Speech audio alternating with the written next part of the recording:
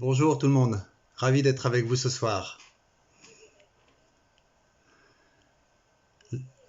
Bonjour à tous. Je voulais vous parler... Toujours pas? Ah, et là maintenant?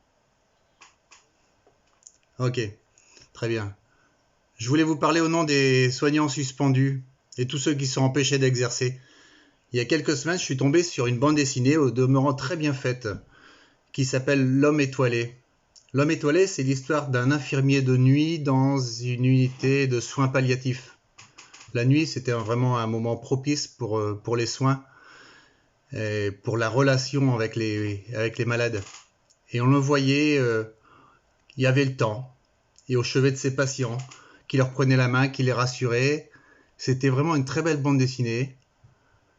Et pourtant, j'ai été pris d'un immense coup de colère, immense, qui m'a pris des pieds à la tête, en pensant à tous ces 15 000, voire plus, soignants qui sont empêchés de faire ça.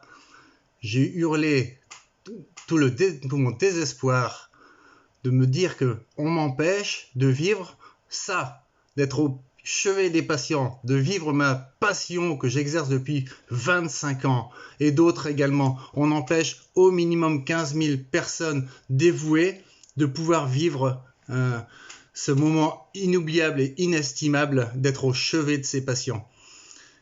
Ma colère a vraiment été immense et je n'ose même pas vous dire ici tous les noms d'oiseaux qui me sont passés à travers la tête concernant ces cinglés qui nous gouvernent, ces sociopathes. Et pourtant, j'ai commencé maintenant à apprivoiser cette colère parce que l'avenir sera bien meilleur après. L'avenir sera bien meilleur parce que nous sommes des dizaines de milliers de soignants qui ne sommes pas fait injecter cette saleté.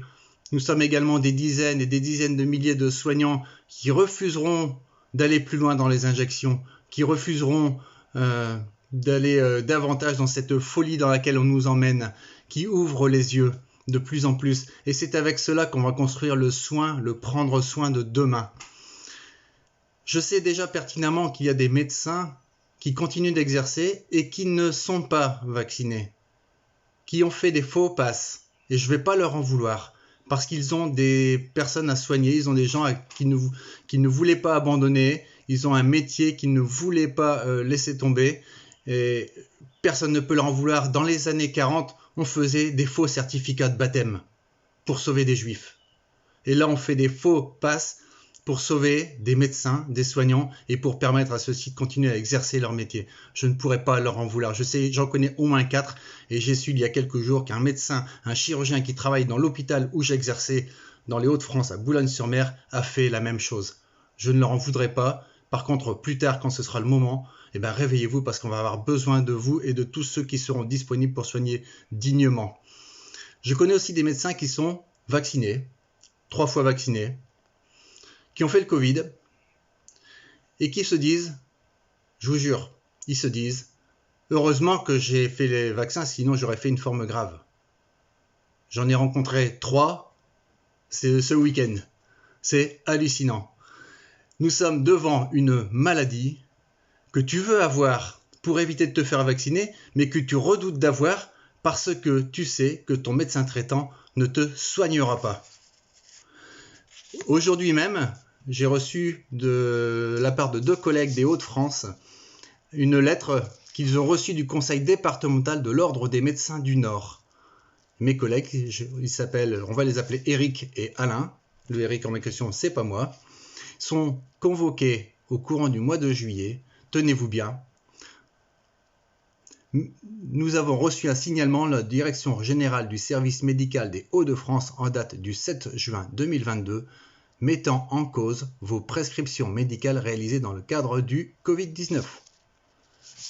Renseignements pris, ils ont prescrit de l'ivermectine et de l'azithromycine, c'est-à-dire hors AMM, hors autorisation de mise sur le marché, chose que des tas de médecins font pour des tas de médicaments. On en prescrit régulièrement hors autorisation de mise sur le marché.